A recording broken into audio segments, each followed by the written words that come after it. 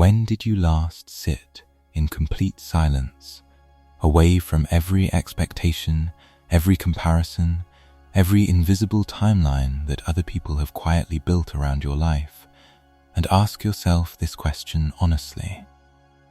Am I actually behind?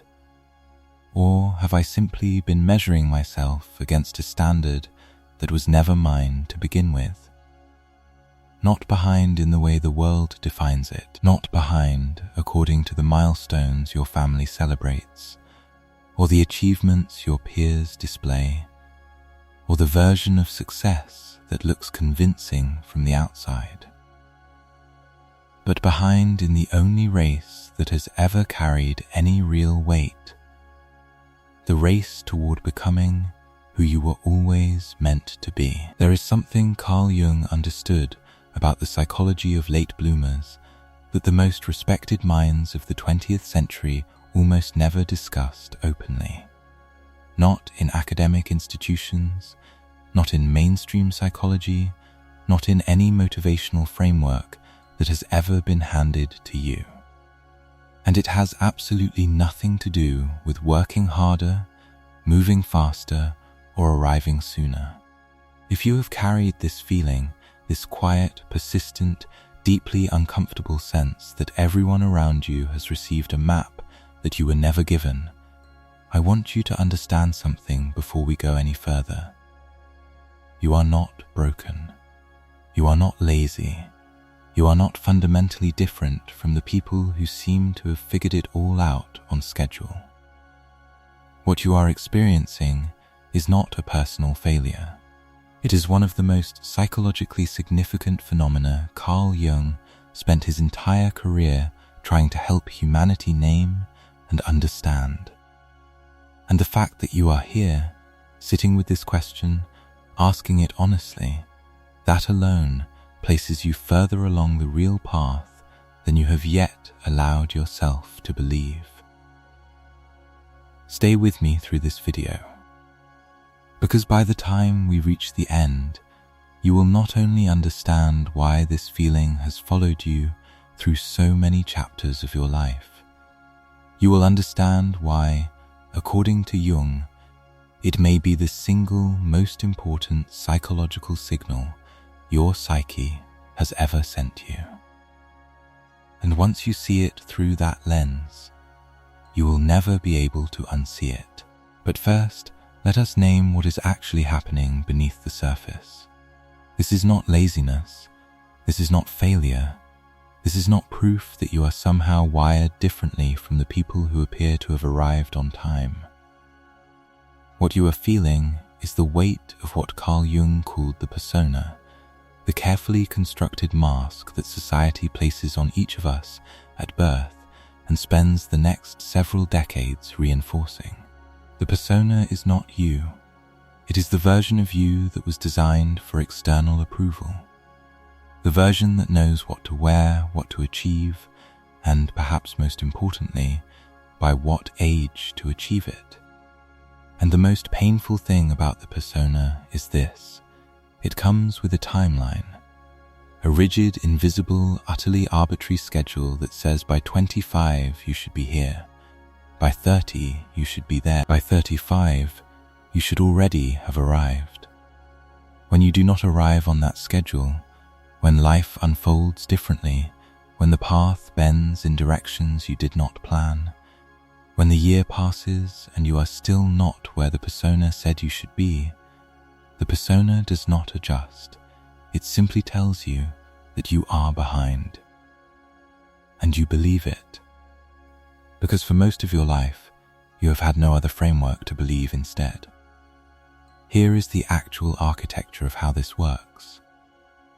Jung spent the majority of his clinical career studying a process he called individuation, the slow, often painful, profoundly meaningful journey of becoming the person you were always meant to be beneath the accumulated layers of conditioning, expectation, and social performance. And here is what he found. In patient after patient, across decades of practice, the people who eventually arrived at genuine wholeness, genuine purpose, genuine psychological peace were not the ones who had followed the conventional timeline. They were the ones who had been forced off it. They were the late bloomers, the ones who had lost something, failed at something, waited far longer than everyone around them told them was acceptable. Because it was precisely in that space, that uncomfortable, disorienting, deeply human space of not having arrived, that the real psychological work had quietly happened. Jung believed that the first half of life is governed by the outer world. Building the persona, accumulating credentials, relationships, external markers of success. But the second half of life, and for Jung this was never about age, it was about psychological readiness. The second half is governed by something far more essential. It is governed by the self, the deeper, truer, more complete version of who you actually are beneath everything you were taught to perform. And here is the part that changes everything once you understand it. You cannot begin the second half until the first half has cracked open. And for some people, for the ones who will eventually go the deepest, that cracking open takes longer. It is supposed to take longer. Now let us go deeper, because this is where it gets genuinely fascinating. Jung identified something he called the shadow, the part of your psyche that holds everything you have been told to suppress, deny, or leave behind in order to remain acceptable. Your authentic desires, your unconventional instincts, your quiet, persistent certainty that the life you are supposed to want is not the life you actually want. Every single time you have looked at someone else's milestone and felt that familiar ache of being behind, what you were actually feeling was your shadow pressing against the walls of your persona. Not because you are failing, but because something real inside you is trying to break through the performance of who you were told to be. Think about it. The people in your life who carry the deepest sense of peace, the ones who seem genuinely comfortable with where they are, genuinely at home in their own lives, are almost never the ones who arrived on schedule. They are the ones who at some point stopped running a race that was never theirs to run. They stopped measuring their depth against someone else's speed. But here is a hard truth most people never face, that stopping, that moment of choosing your own unfolding over the approved timeline, is terrifying. Not because you are weak, but because every structure around you was built to keep you running. Every social comparison, every family expectation, every cultural message about what a successful life looks like by a certain age, all of it is designed to keep the persona intact and the shadow silent. Let me give you something specific to hold on to. Carl Jung was 52 years old when he completed Psychological Types, the work that would eventually form the foundation of nearly every personality and psychological framework that exists in the modern world. He did not arrive at his most profound contributions at 25. He arrived at them after decades of confusion, professional isolation, and what he himself described as a period of psychological disintegration so severe that he questioned whether he was losing his mind. He called this his nekia, his descent into the unconscious, and it was from that descent, not from any period of smooth, on-schedule progress, that everything he would eventually give the world emerged. He was not behind. He was being prepared, and so are you. Understanding is only useful if it leads somewhere. So let us talk about what this actually means for you, not as a philosophical concept, but as something real you can begin working with today. The first shift is this. Stop measuring your timeline against the persona's schedule and begin measuring it against the process of individuation. The persona's schedule asks, what have you achieved? The individuation process asks, what have you become? These are not the same question. They will never produce the same answer, and for most of your life, you have been answering the wrong one. The second shift. Recognize what the feeling of being behind is actually telling you.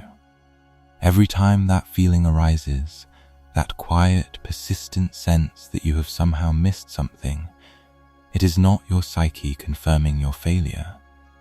It is your psyche signaling that a deeper layer of who you are is ready to emerge. It is the shadow asking to be integrated.